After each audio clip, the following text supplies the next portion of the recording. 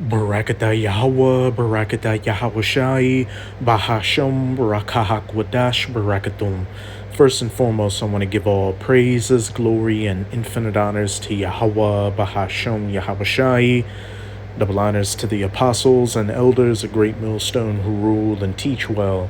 And peace and salutations to you sincere Akim out there, pushing this word in truth and sincerity to the four corners of the globe. May you brothers endure until the end. This is the brother Ra'aya coming at you with another lesson, and I'm going to start it off in Isaiah 55 verse 11. So shall my word be that goeth forth out of my mouth. It shall not return unto me void, but it shall accomplish that which I please, and it shall prosper in the thing whereto I sent it.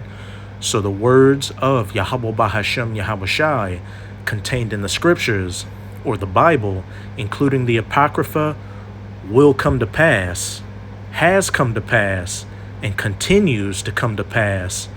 And nothing will happen to avert biblical prophecy from coming to its fulfillment.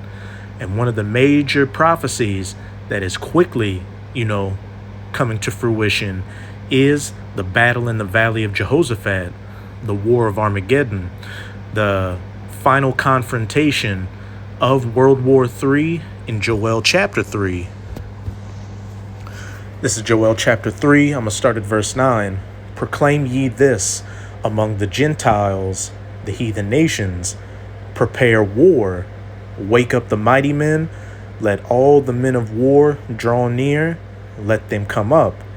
And a couple of hours ago, the U.S. did their first ever direct strikes on Iran, striking their 3 nuclear facilities.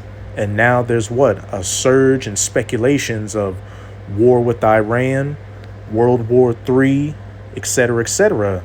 As it said, proclaim ye this, prepare war, wake up the mighty men, let all the men of war draw near, let them come up. Which, before these strikes, the U.S. was moving, fighter bombers and jets and tanker refuelers closer to that region. You've got the U.S. Navy with the presence in the Red Sea. You've got Russia with the presence in that region, etc., etc. Beat your plowshares into swords and your pruning hooks into spears. Let the weak say, I am strong, which perfect example of that is Iran. Last week, when the state of Israel did those strikes, Iran retaliated in force, more than any other strike they've ever done against them. And it's just been a constant back and forth. And as we can see, it's only going to escalate from here on out. Assemble yourselves and come, all ye heathen, and gather yourselves together round about. Thither cause thy mighty ones to come down, O Yahweh. And those mighty ones are the death angels holding back the full force of this destruction, waiting to get the go-ahead to release it, which is going to happen after, the mark of the BEAST in Revelation 13, verses 16 to 18, which is the RFID/NFC micro C-hip implant is mandatorily implemented. So, things will continue to escalate, but when it gets to that final confrontation where nuclear missiles are eventually going to be fired, that is not going to take place until after, Revelation 13, verses 16 to 18 comes to pass.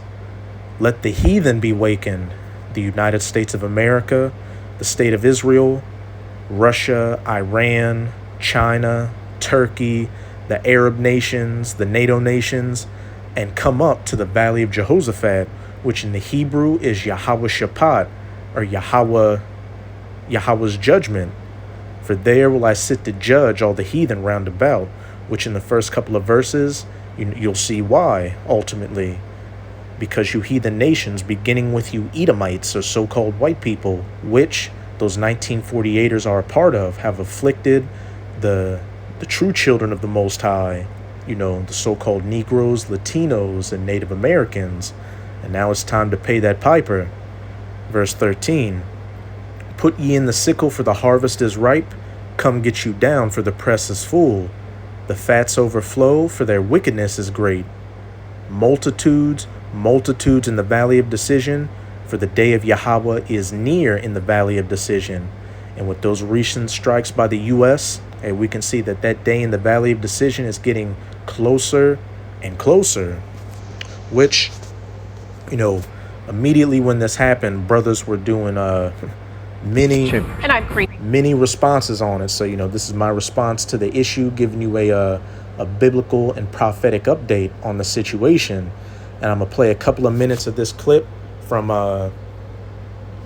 KTLA5's YouTube channel. And the title reads, U.S. bombs 3 Iran nuclear sites, entering war. Hey, wake up the mighty men, prepare them to come up. And as I said back in Isaiah 55, verse 11, so shall my word be that goeth forth out of my mouth. It shall not return unto me void, but accomplish that which I please. And, since my few years in the truth, this is a topic I've always gone into, dealing with those tensions over in the Middle East, which is really Western Asia. And, the brother Kaya down in our camp here always jokes with me that I've worn out the brakes on that Joel chapter 3 because I've constantly gone into it. And, over the years, things would flare up and cool down. And I've had scoffers come on the comment board saying all kind of stuff like this would never happen, you're a false prophet, etc., etc. Well, hey, what are you to say now? Because as we can clearly see, things are only ramping up exponentially. And these prophecies, which I'm simply just a messenger of, it's all the will of Yahweh Bahashem Yahweh Shai. As it said back in Isaiah 55, verse 11, so shall my word be that goeth forth out of my mouth. His mouthpiece, the prophets, hey, they are coming to their fulfillment. And with everything, Yahweh Bahashem Yahweh Shai works on his time, not on the times of the minds of you puny mortals out here, especially you brain-dead Americans that don't know what's going on. But this is Habakkuk chapter 2, verse 3. For the vision is yet for an appointed time, but at the end it shall speak and not lie. Though it tarry, wait for it, because it will surely come, it will not tarry. And with these things ramping up exponentially, we can see that these prophecies are no longer tarrying, but quickly coming to their fulfillment, which means that salvation of the nation of Israel, beginning with the elect, is at the door, and you heathens, beginning with you Edomites or so-called white people, going down, is at hand as well.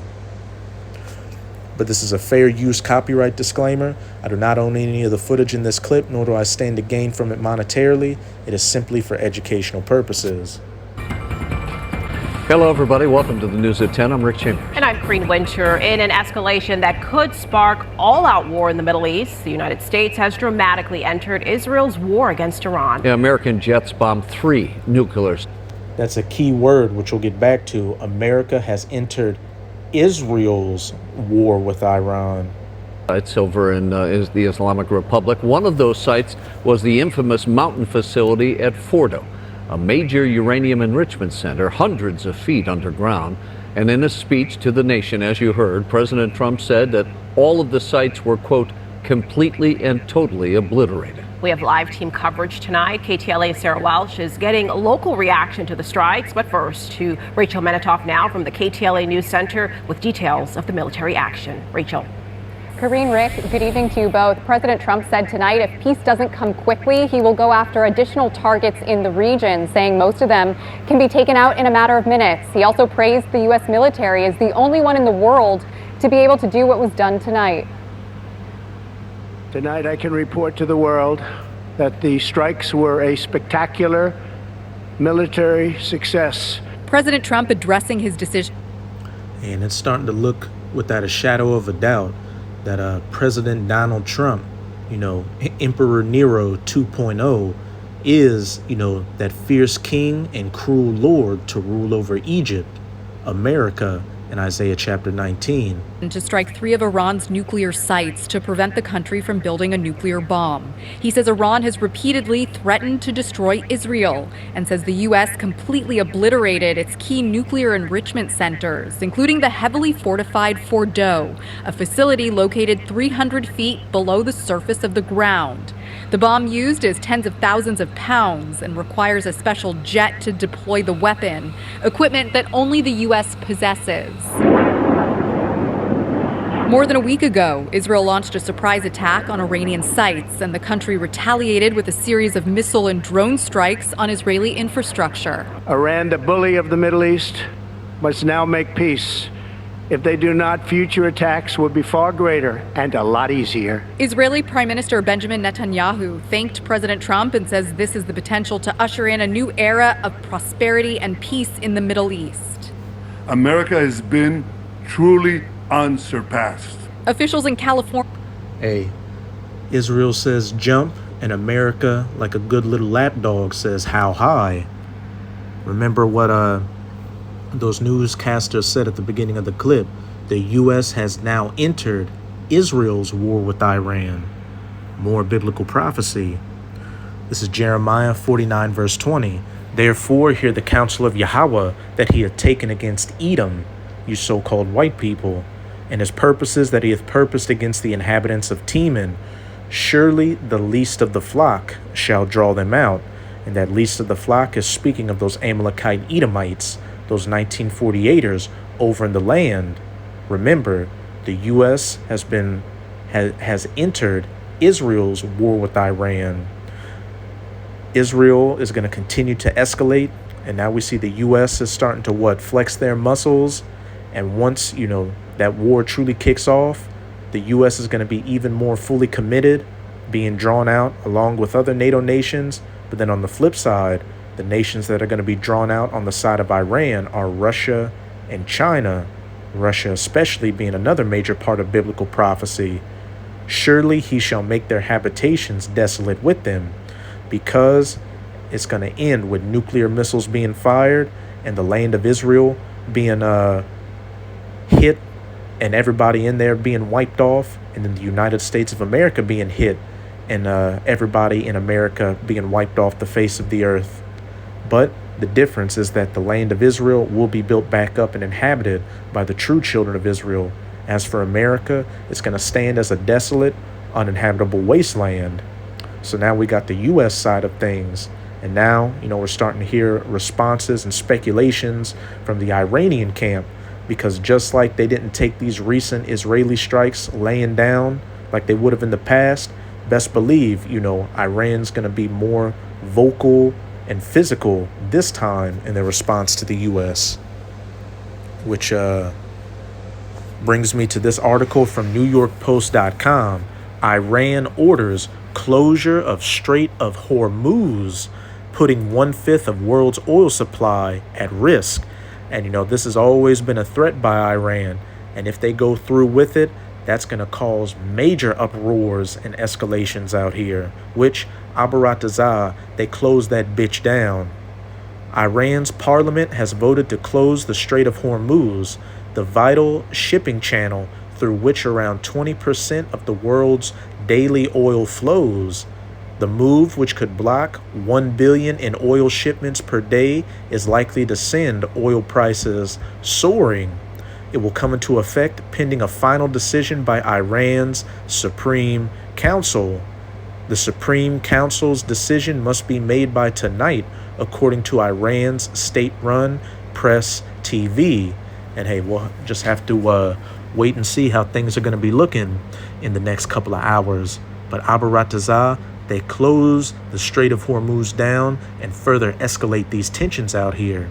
Again, though it tarry, wait for it will surely come, it will not tarry. And best believe there's going to be major uproars and escalations in response. But now I'm going to jump down to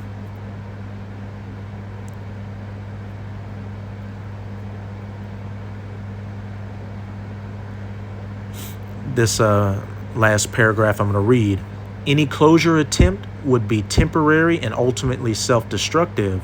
Iran depends on the strait for its own vital imports and knows that such an action would trigger an overwhelming response from the U.S. Fifth Fleet, which maintains detailed operational plans for exactly this scenario, Roman said.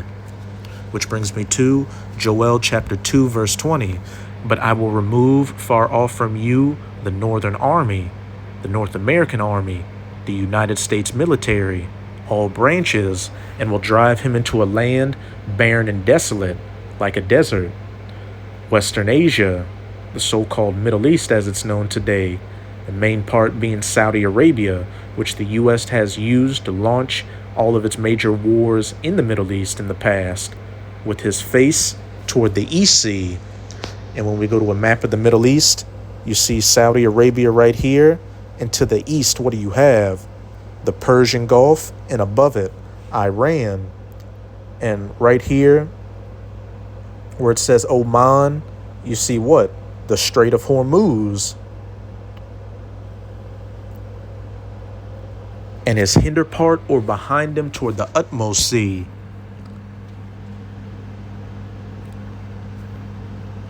The Red Sea, which the U.S. has been having engagements with Houthi Yemeni rebels in that region of the Red Sea. And his stink shall come up, and his ill savor shall come up, because he hath done great things. And for the U.S. military personnel and other of you heathens militaries that are being gathered down there, that's going to be your final resting place. And now I'm going to go to my next article. Advisor from Reuters.com. Advisory warns of heightened threat environment in U.S. after Iran strikes. An advisory from the U.S. Department of Homeland Security warned on Sunday of a heightened threat in the United States following overnight U.S. military strikes on Iran's nuclear facilities. Rights advocates have already noted heightened Islamophobia and anti-Shemitism in the U.S. since the start of U.S. ally 1948ers' war in Gaza, following an October 2023 attack by Palestinian militant group Hamas. The DHS issued Sunday's bulletin through its national Teism advisory system and said the ongoing Iran conflict was causing the heightened threat environment. Low-level cyber attacks against U.S. networks by pro-Iranian hacktivists are likely, the bulletin said, adding, cyber actors affiliated with Iran's government may also conduct cyber attacks. The likelihood of violent extremists in the homeland independently mobilizing to violence in response to the conflict could likely increase if Iranian leadership issues a religious ruling calling for retaliatory violence against targets in the homeland, the bulletin said. And, leading up to the U.S.'s strikes, you had a bunch of different people just start talking about sleeper cells from Iran in the U.S. causing havoc because as of now, the Iran cannot directly strike the homeland, but, it can strike, U.S. military forces and bases in the region and use sleeper cells that they do have to cause havoc. This is 2 Esdras chapter 15. I'm going to start at verse 28. Behold, an horrible vision and the appearance thereof from the east, the Middle East, the valley of Jehoshaphat, when the nations of the dragons of Arabia, those so-called Arab or Ishmaelite nations, your Saudi Arabias, Qatars, Oman, United Arab Emirates, Jordan, when the nations of the dragons of Iraq as well, when the nations of the dragons of Arabia shall come out with many chariots, Assyria too, and the multitude of them shall be carried as the wind upon the earth, that all they which hear them may fear and tremble. And their many chariots are what? Their military might that they're going to be coming with. Here's the key point. Also the Carmanians raging, which when you look up Carmania, it was located in modern-day Iran. So this is talking about the Iranians. Also the Carmanians raging in wrath shall go forth as the wild boars of the wood, and with great power shall they come and join battle with them. These Iranians or Elamites and, some of these Arabs or Ishmaelites are going to join battle and ally themselves to fight against the West, and shall waste a portion of the land of the Assyrians. Now, the land of the Assyrians can go into two things.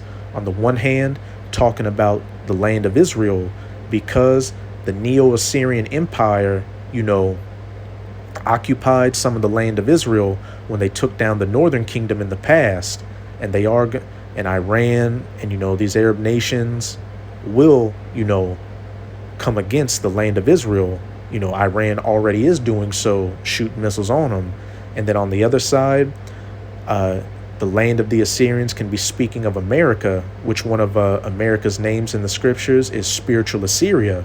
Going back to that article we read on Reuters, there's a heightened alert for attacks from Iran on U.S. soil, the homeland, those sleeper cells. And then what did you have? During Biden's presidency, him having open borders, letting anybody and everybody into this country, which it wasn't just Diego, Jorge, and Maria that came across the border.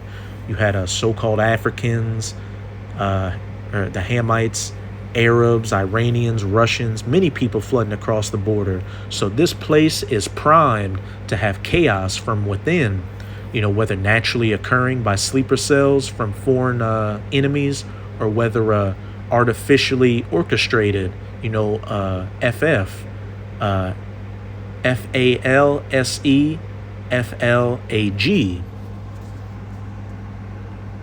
Which brings me to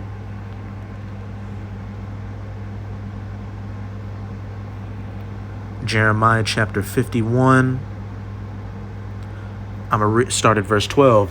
Set up the standard upon the walls of Babylon, Babylon the Great, another name for the United States of America. Make the watch strong, set up the watchmen, prepare the ambushes, sleeper cell attacks in the U.S. The Carmanians coming to waste a portion of the land of the Assyrians, along with these other foreign nations as cells here, or, even the government having their own, party poopers waiting to get the call. For Yahweh hath both devised and done that which he spake against the inhabitants of Babylon, all orchestrated by the will of Yahweh Bahashem Yahweh Shai to fulfill prophecy. So shall my word be that goeth forth out of my mouth. It shall accomplish that which I please.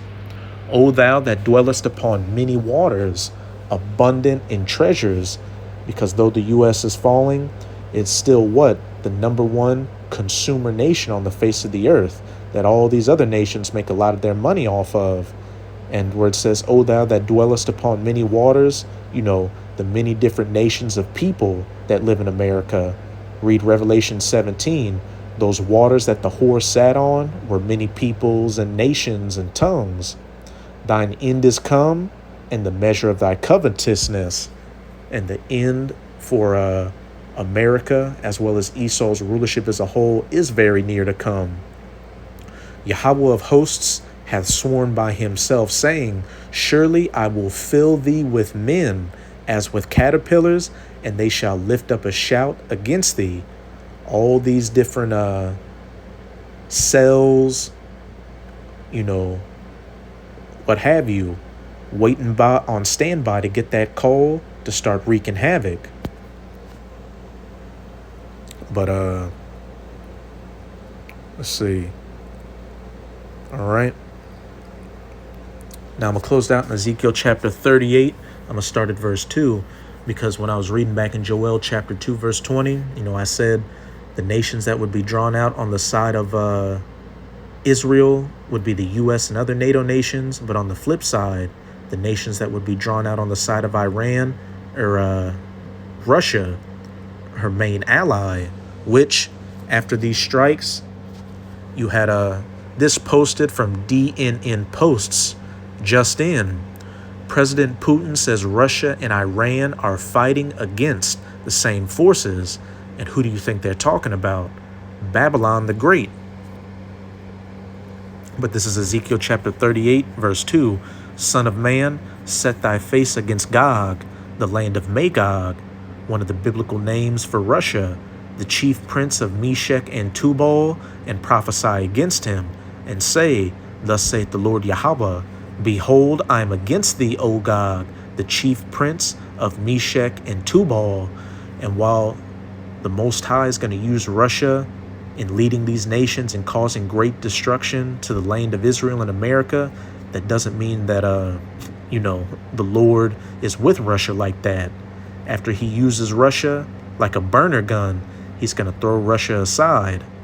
Verse 4, and I will turn thee back and put hooks into thy jaws, bringing those Russian Edomites back in that old confrontational Soviet Union spirit.